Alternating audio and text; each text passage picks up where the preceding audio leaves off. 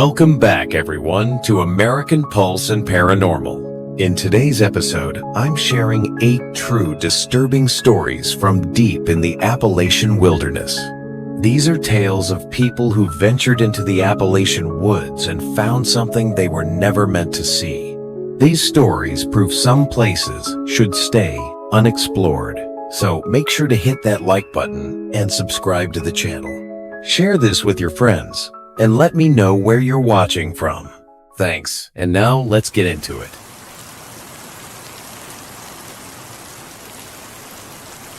I grew up way out on the northern edge of Ridgefield Valley.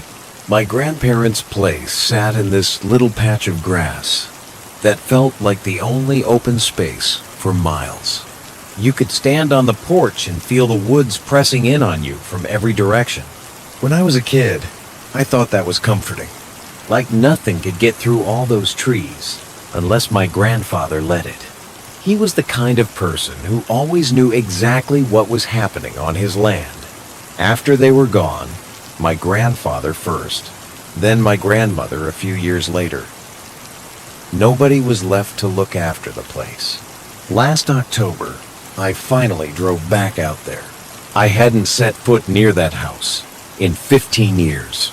The main road turned into gravel, then narrowed into a path that was basically just packed dirt. My little sedan felt ridiculously out of place. It was so quiet out there. No cars, no houses, not even power lines. When I pulled into the clearing, the sun was already dropping behind the trees. The porch looked worse than I expected. One plank was rotted right through, so I had to step around it to reach the door. Inside, the smell hit me first. Old wood, mothballs, and something else. Something sour and damp, like wet leaves left to rot in a pile. By the time it got fully dark, I'd managed to box up the kitchen and part of the living room.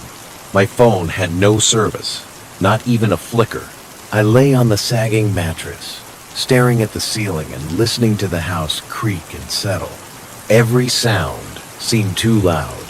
I don't know what time it was when I woke up.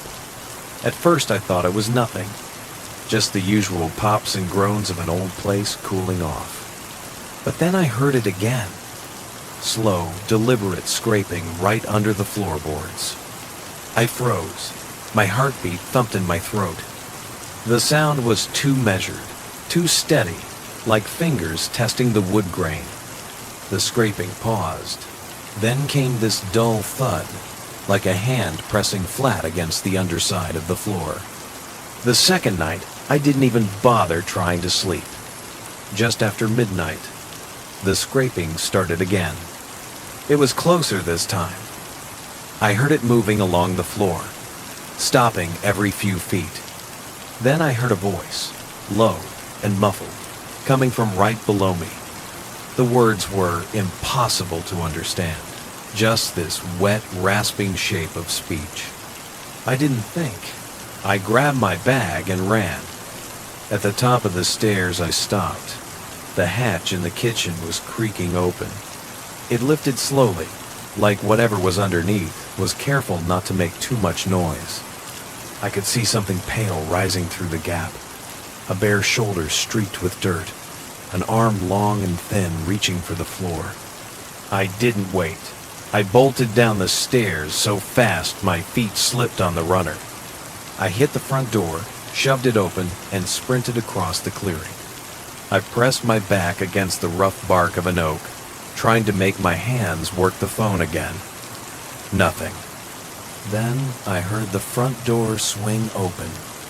Footsteps, soft and deliberate, moved down the porch steps into the yard. I pressed my cheek against the bark and stayed perfectly still. My heart was hammering so loud, I was sure it would give me away. When there was enough light to see, I crept back across the yard. The front door was wide open. Inside, the hatch was closed again, neat as you please. I didn't care what I left behind. I packed what I could reach without going upstairs, walked straight out, and drove until the trees fell away behind me. Story 2. I was 26 the year my cousin Mason decided we should go hiking way out near Fox Hollow.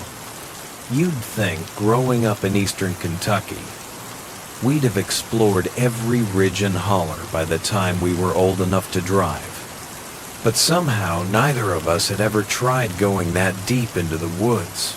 And honestly, I never planned to. Everyone in our county knew the stories about that place. My granddad used to sit on the back porch drinking sweet tea, telling me about hunters who'd gone up the old service trails and never came back. He always said those ridges swallowed folks whole, and the way he looked at the tree line when he said it made me feel like he knew something he wasn't sharing. Mason was never one to care about old stories. He had this attitude that if he hadn't seen it himself, it couldn't possibly be real. This time, he'd gotten it into his head that he needed to camp somewhere the map goes blank, as he put it.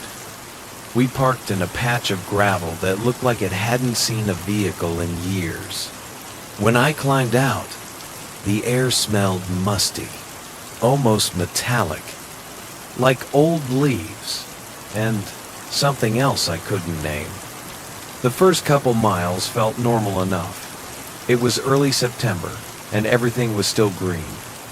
I kept waiting to see another hiker, but the only signs of life were birds flicking through the branches. Around midday, Mason spotted a sign nailed high up on a poplar. The wood was splintered, the paint so faded it looked almost white, but I could still make out 3 words: no return trail. Later, we stopped on a rocky bluff to eat. I just started unwrapping a protein bar when I noticed something moving between the trees down there. At first, I thought it was an elk. Pale, tall, gliding across the gully without a sound. Then, it stood up straighter. Its arms were too long, hanging almost to its knees. When it tipped its face toward the sky, I saw the way its jaw split up the middle and fell open. I didn't breathe. My hands clenched so tight on the protein bar the wrapper tore in 2, but then it stepped behind a thicket of saplings and vanished, and all I could do was sit there staring. That night, we camped in a hollow barely big enough to fit both our tents. We didn't make a fire. I lay in the dark, counting every whippoorwill call. The space between them started to stretch, and my stomach sank. Then a voice drifted out of the trees. At first, it was just a low mumble, too soft to catch the words. But it grew clearer, and I felt every hair on my arm stand up.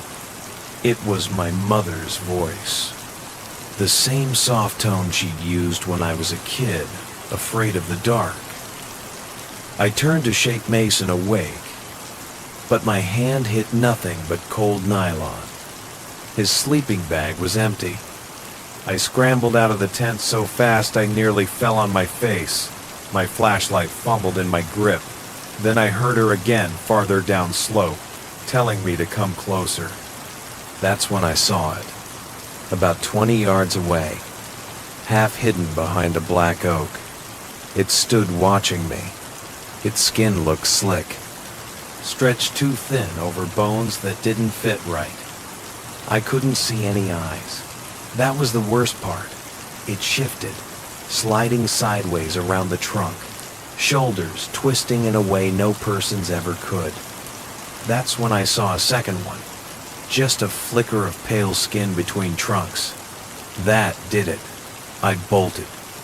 I crashed through brambles and over deadfall. Branches whipping my face and arms.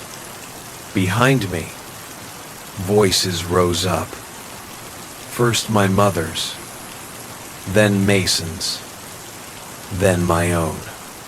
When I finally hit the old service road, the sky was starting to lighten. My legs buckled. I dropped in the dirt and lay there, panting so hard my throat burned. Later, a Forest Service truck rolled up. The ranger helped me into the cab, gave me water. When he asked where Mason was, I couldn't answer. I just shook my head. I didn't tell him what I saw. He wouldn't have believed me if I had. Story 3. I grew up in this tiny patch of southern Missouri that most folks would miss if they blinked driving through. I spent most of my 20s telling myself I was done with it. I'd moved to Street Louis, got a job that didn't require boots, and tried to convince myself I'd never have to come back. But last October, my Uncle Randall passed, so I drove back mostly out of obligation. After the funeral, this small, quiet service in a brick church that smelled like lemon oil and old hymnals, I walked out into the parking lot and just stood there with my hands in my pockets. That Sunday afternoon, I packed a rucksack.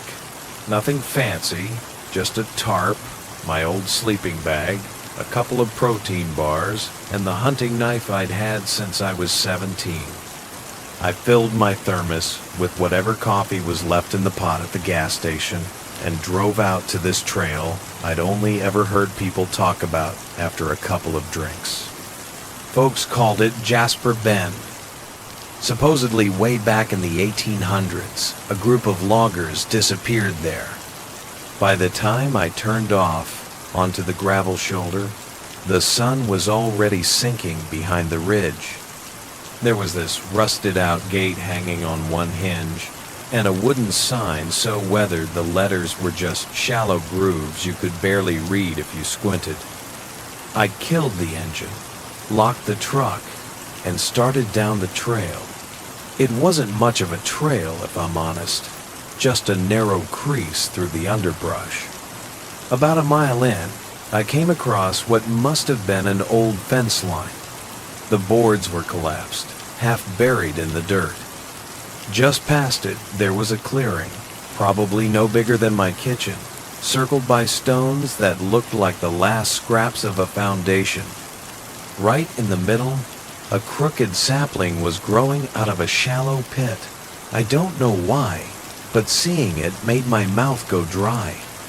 The light was almost gone by the time the trail curved down toward the river. The water was so low, it looked more like a line of wet rocks than a real stream. I found a flat spot under the bluff where the ground seemed dry enough. When I bent to set my pack down, that's when I saw them. Footprints coming up behind me. They were faint, almost smudged into the dirt. What got me was how narrow they were, too narrow for an adult. I built a little fire and sat close enough that I could feel the heat on my face. That was when I heard it, this low, two-note whistle drifting down the slope. The sound was too clean, too deliberate. I called out, "Hello." My voice sounded too thin, like it didn't belong to me. Nothing answered. I crawled into my tent and lay on my back with the knife handle resting across my chest. At some point, I must have dozed off. I woke up hours later with my heart hammering so hard it felt like it might bruise my ribs. That's when I heard it. A slow crunch of leaves, one careful step at a time. It was close, maybe 10 feet away. The steps stopped right outside my tent. The air felt like it had thickened somehow, pressing down on me. Then, something pressed against the nylon, just one finger tracing the curve of the fabric above my knee. The finger moved again, slower, feeling the shape of my leg. I shut my eyes. I didn't breathe. Finally, the pressure lifted. I heard the steps again, moving away, deliberate, careful until the sound faded into the trees. I didn't move until the first gray light slid over the ridge. When I finally crawled out, my hands were shaking so bad I almost dropped the knife. There weren't any tracks, no broken branches, nothing that showed anyone had been there. I tore the camp down in minutes. I didn't stop to eat or drink. I just walked with my head down. When I finally reached the trailhead, I could see my truck through the trees. Relief hit me so fast my knees almost buckled. I stumbled into the clearing and stopped. Something was propped against the driver's side door. It was a strip of pale bark curled up at the edges. Someone had carved a shape into it. Long legs, an oval head, no arms, just that blank silhouette. Story 4. I ended up staying in a house that belonged to my uncle in a little town called Elkford. Everyone called it the Place Out by Nolan's Hollow, as if that explained everything. It was this narrow 2-story thing built out of wood so old it had gone gray. The foundation was stacked stone, some of it cracked so wide you could lose your keys in the gaps. But last December, after everything in my life went sideways, I decided I'd move in for a while. I kept telling myself it was temporary, just a break to get my head straight. My girlfriend had left the month before, my hours at the mechanic shop got cut, and my mom kept calling to ask if I was managing okay. Probably wasn't wrong. So I loaded up my truck with a mattress, a couple boxes of books, some clothes, and drove out there in the middle of a freezing rainstorm. The first few weeks weren't so bad. The days were quiet. I'd split wood out by the shed, patch the worst of the drafty spots, and sit on the porch. At night, though, the house had a way of reminding me I was alone. The beams would creak sometimes in these slow popping sounds that made me imagine someone pacing overhead. I kept the generator fueled and the propane tanks lined up in the mudroom. And yeah, I had a revolver in a little lockbox by the bed. That night started out the same as any other. I made some instant noodles, read an old paperback, and did the usual circuit to check the doors and windows. It must have been around 10 when I heard the first noise. It wasn't loud, just a soft scraping, like something thin getting dragged across the porch. But then it came again, longer this time. A dry, papery sound that ended with 3 little taps against the door. I cracked the door open an inch, and a rush of cold air hit me in the face. It smelled damp and a little sour, like wet leaves left to rot. Nothing moved. No footprints, no sign of anyone. I shut the door and locked it again. Then, right before midnight, came the knock. 3 short raps, calm, like whoever was out there didn't feel the need to hurry. I didn't call out, didn't ask who it was. I leaned into the peephole. The porch was exactly the same, empty. That's when I heard it. Footsteps upstairs. Not just a random creak, actual footsteps. Slow and steady, moving from the end of the hall to the top of the stairs. I froze. Revolver clutched so tight my knuckles ached. The footsteps came again, heavier this time, crossing back toward the spare room. I climbed to the landing, every step feeling harder than the last. My uncle's old bedroom door was cracked open an inch. I pushed the door open with my shoulder. The room was empty. Bare mattress, empty dresser drawers, the window locked. That's when I heard it, a whisper coming from the other side of my door. It was this thin, papery voice repeating the same string of words in a language I'd never heard. I swung the door open. Silence. The room looked exactly the same. Then, from the corner of my eye, something moved.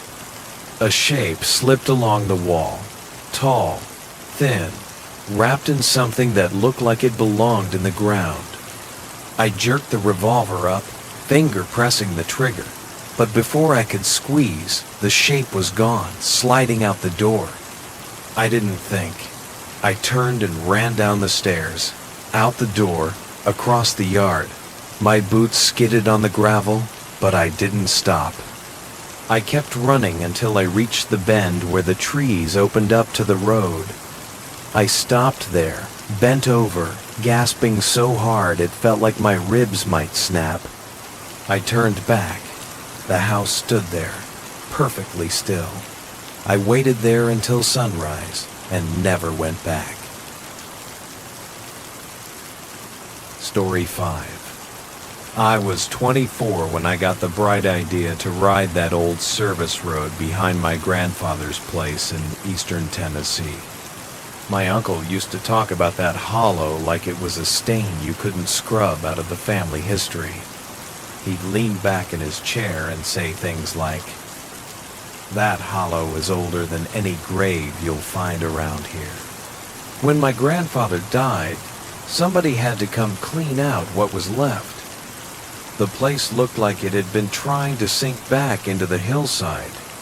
Kudzu was swallowing everything, climbing the porch, pushing through the window screens. Inside wasn't any better. Every room smelled like mildew, old newspapers, and that sour edge of mouse droppings. I spent the whole day hauling out boxes of moth-eaten quilts and stacks of Waterped magazines. That's when I saw the ATV keys hanging from a bent nail by the door frame. I don't know what made me decide to take it out that evening. Maybe I was just trying to remember what it felt like to be a kid again. I started up the trail behind the barn. The first stretch was cracked pavement with grass creeping in at the sides. After about a mile, the pavement turned to hard-packed clay. I passed an old hunting blind up in a black walnut tree. The side panels were hanging in tatters, and the ladder was snapped halfway up. The trail dipped into a wide clearing ringed with black locust trees. 3 trailers sat there in a crooked half circle. They looked like they'd been abandoned to rust in place. Then I noticed the tire tracks. They were fresh, clear as anything. The dirt was still soft where the tread had pressed in. I killed the engine and sat there listening to the quiet. It wasn't the normal kind of quiet. No birds, no insects, just a hollow stillness. Inside the nearest trailer, the floor was buried under old leaves.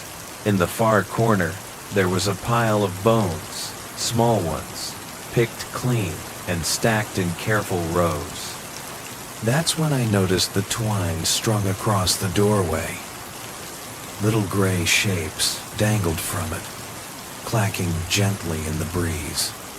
I leaned closer and realized they were skulls, each one drilled through and threaded like beads. I should have left right then, but some part of me had to know where those tracks led. The path narrowed into switchbacks that snaked down through the trees. Every so often there were boards nailed to the trunks with painted symbols I didn't recognize. The trail leveled into a hollow so deep it was almost dark. A collapsed stone foundation sagged into the hillside. There was a doorway sunk into the wall, a black hole big enough to walk through. The smell hit me about 6 feet away, a thick, sweet rot that clung to the back of my throat. I clicked my flashlight on and aimed the beam inside. In the far corner, a pile of burlap sacks shifted, just a slow, deliberate movement. I heard a scraping breath, low and wet. I took one step back. Before I could take another, a hand clamped down on my shoulder. When I turned, there was a man standing next to me. He wore a battered canvas hat pulled low over his face.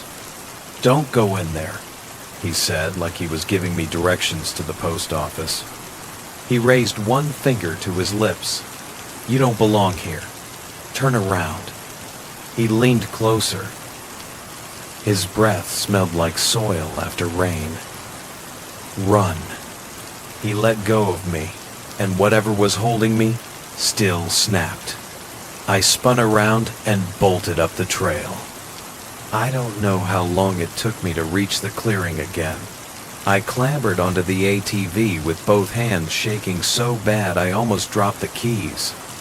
I didn't slow down until the barn roof came into view between the trees. I parked by the porch and sat there with my hands gripping the handlebars. When the sun finally rose, I loaded the last of my stuff into the truck. I didn't call the sheriff, just slid the keys under the loose brick on the porch. Story 6. I was 24 when I said yes to helping my cousin clear out her grandfather's cabin. I'd grown up not far from there, but this place was tucked so deep in the Blue Ridge that my phone lost signal a mile before we even turned off the main road. The driveway looked more like an old logging track than something meant for cars. Just a pair of ruts in the dirt, choked with weeds and broken branches. You'd never spot it unless you knew exactly where to look. Paige, my cousin, had been putting this off for almost a month. Her grandfather had died alone in the kitchen. Nobody realized it until the mail started spilling off the porch. When we finally reached the clearing, the cabin looked worse than I'd expected. It leaned hard to one side, like the whole thing was trying to sink into the ground. Half the shingles were missing. We just sat there with the engine ticking as it cooled. Neither of us moved. It was the middle of the afternoon, but the trees pressed in so tight that the clearing felt dim anyway. "You brought a flashlight, right?" she asked, still staring straight ahead. Her hand trembled when she opened the door. The porch steps creaked under us. When I nudged the front door with my toe, it drifted open like it had been waiting. The smell hit me first. A heavy, stale odor, something between mildew and old cooking grease. Dust coated everything. Paige pulled her t-shirt over her nose. "God, it's worse than I thought." "Let's just get it done," I said. We split up without really talking about it. She started on the living room while I walked through to the kitchen. The linoleum was cracked and peeling at the corners, and there, right by the stove, was the dark stain. I didn't look at it longer than I had to. In the hallway, I peeked into the bedroom. Shelves lined the walls crowded with jars. Some had labels in spidery handwriting. Most of the contents had collapsed into a grayish mush. One jar held a pale lump that looked almost like an animal curled in on itself. For a second, I thought it might still be breathing. When the light started to fade, I looked at my watch.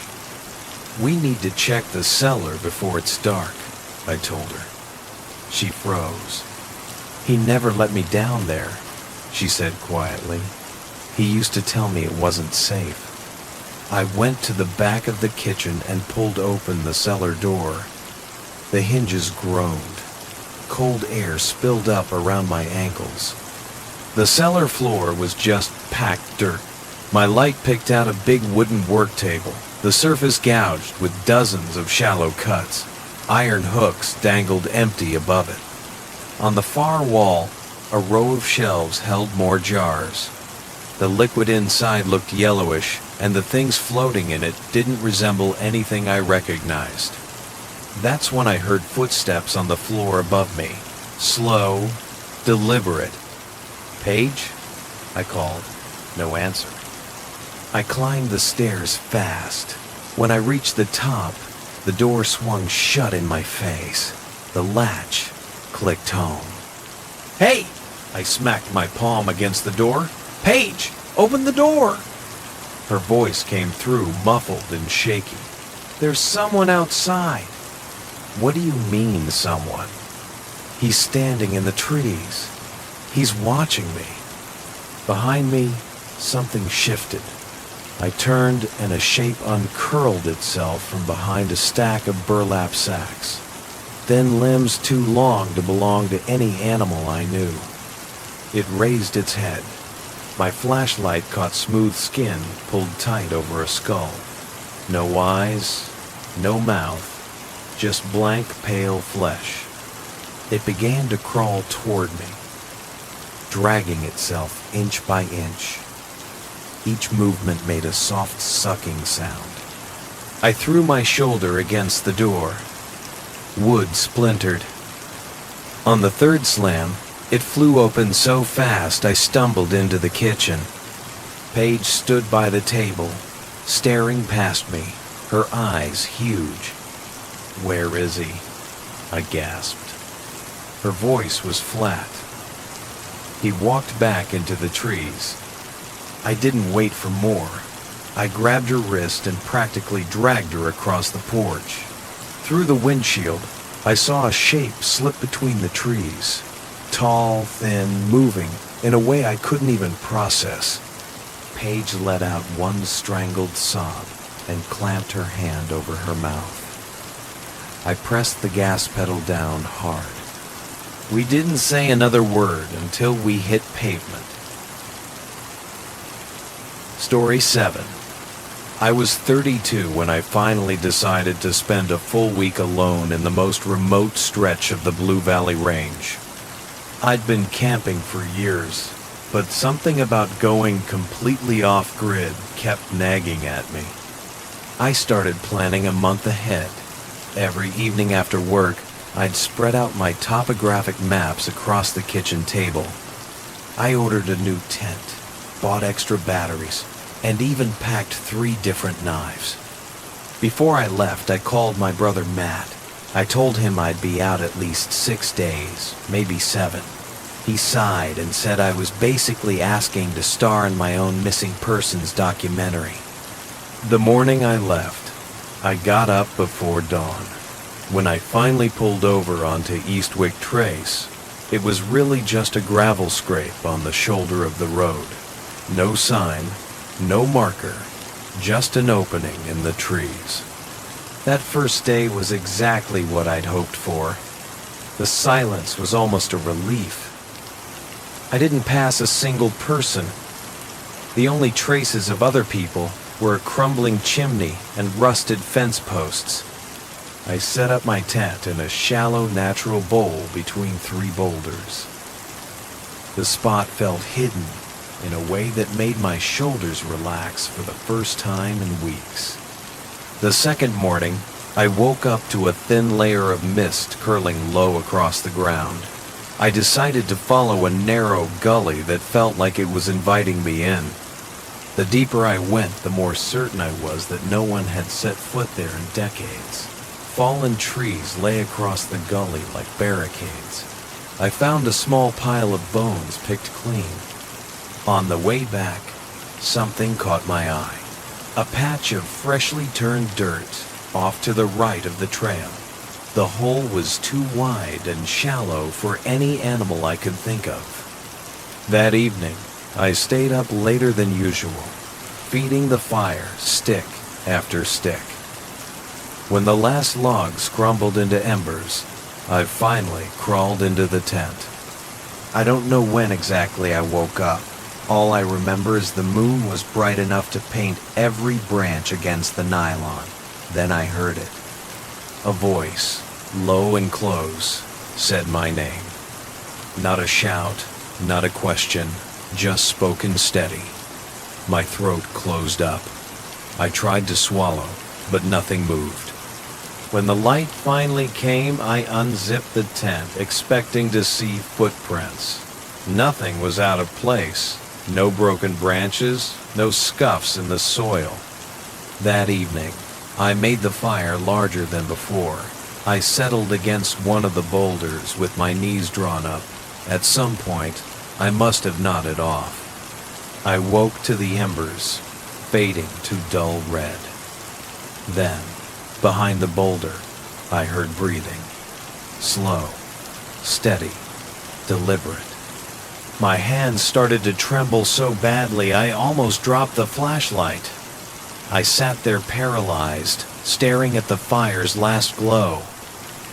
I couldn't bring myself to look over my shoulder. The breathing didn't change. It never sped up, never slowed down. It stayed exactly the same until the first gray light came through the trees. I stood up on legs that barely worked and broke camp in record time. I hiked hard, barely pausing to drink water. About a mile from the trailhead, I stopped so fast my boot slipped in the damp leaves. In the middle of the trail was a single boot print, bigger than mine by at least 2 sizes. No other prints led up to it. None led away. I didn't take a picture. I didn't study it. I just started running. When I reached my car, I locked the doors before I even set my pack in the passenger seat. My hands were shaking so badly, I dropped the keys twice. I didn't look back until I'd driven 10 miles, until the trees thinned out into pasture land. That was the last time I ever camped alone.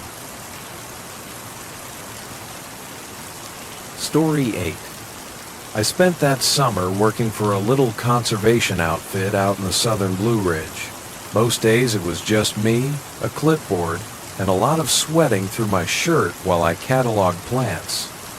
The old-timers called these parcels forgotten tracks. I still remember the morning they assigned me Track 14. My supervisor handed me the file and said, "Good luck. This one's a black hole." She wasn't joking. The last field report was from 1978. Some guy named Brooks had typed it up with a single line at the end. "Old dwelling remains. Advise caution." The road out there was the worst I'd ever driven. The gravel thinned until it was just ruts packed into clay. Weeds in the middle were taller than my bumper. When I stepped out, everything went quiet in a way I didn't like. I spotted a warped board with a burned-in 14 on the sycamore truck. That was my only confirmation I was in the right place. The trees were massive, trunks as thick as old silos. I was making my way along the ridge when I noticed a break in the undergrowth. A stone foundation was tucked into a hollow. It looked so out of place. I knew I should have marked the spot and kept moving. But there was this feeling like the place was waiting on me specifically, like it had something it wanted to show. Inside the foundation sat a rusted old stove, its pipe bent sideways. I started brushing leaves aside with my boot. There were glass shards, a spoon with the bowl crushed flat, and a lunchbox so faded you could barely make out the cartoon animals. I crouched down and flicked the latch open. Inside was a scrap of blue cloth and a handful of marbles. The colors were still bright. I was turning a marble over in my palm when I heard it. A slow, deliberate shift, like something heavy moving its weight from one foot to the other. I stood up, heart doing this nervous little flutter. I turned in a slow circle, scanning the trees. Nothing, just trunks and shadows. Then I heard the second sound higher up the slope, a low branch cracking, then a soft thud. I called out, trying to sound casual. "Hey, just a conservation survey down here." Nothing answered. I took a few steps uphill. There was a tulip poplar standing alone. I leaned to look behind it, hoping to see nothing at all. And that's exactly what I saw. No animal, no person, but the ground was marked. A clear boot print pressed into the leaf litter. I turned, and started back down the slope. My breathing had gone thin and fast. The GPS was dark, the screen blank. About halfway to the fence line, I heard the voice. "Come back." It was quiet but clear, like it was coming through old radio static. I stopped cold. Then it came again, closer. "Come back." My hands went clammy. The third time it spoke, something inside me just quit pretending. I bolted. I didn't care how much noise I made. When I finally stumbled to a halt, I was shaking so bad I had to grab a tree to stay upright. I looked around, hoping something would look familiar. It didn't. I saw a strip of light ahead and broke into a run. I burst out of the trees and stumbled onto the road. My truck was sitting right where I'd left it. I forced myself to look back. At first, there was nothing. Then something stepped into the open. It was tall, dressed in an old canvas coat. Dark stains all down the front. I couldn't see a face. It raised one arm, slow and deliberate, and pointed back into the woods. I didn't wait. I climbed into the truck with hands that wouldn't stop shaking. When the engine turned over, I backed up so fast the tire sprayed gravel.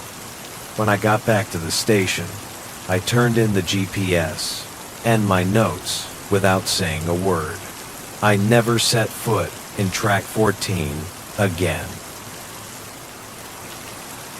Thank you for joining us on this journey through the Appalachian wilderness. These 8 stories remind us that some places hold secrets that should remain undisturbed. From Liam's childhood home with its haunting hatch in the floor, to Mason's disappearance in Fox Hollow where something mimicked the voices of loved ones. From the mysterious footprints and whistles in Jasper Bend, to the knocking entity in Nolan's Hollow that drove its occupant away forever. From the bone-filled trailers and their warning guardian to the creature in the cellar that nearly claimed 2 cousins. From the solitary camper who heard his name called in the deep woods, to the surveyor who encountered the pointing figure in Track 14. Each account shares a common thread. The Appalachian wilderness holds ancient mysteries that defy explanation. Those who venture too deep may find more than they bargained for. If you have your own encounters from these ancient mountains, we invite you to share them in the comments below. Your story might help others understand the unseen boundaries that surround us. Don't forget to like and subscribe to American Pulse and Paranormal, and hit the notification bell so you never miss an update from the shadows. Until next time, remember, some trails are better left untraveled, and some doors are better left unopened.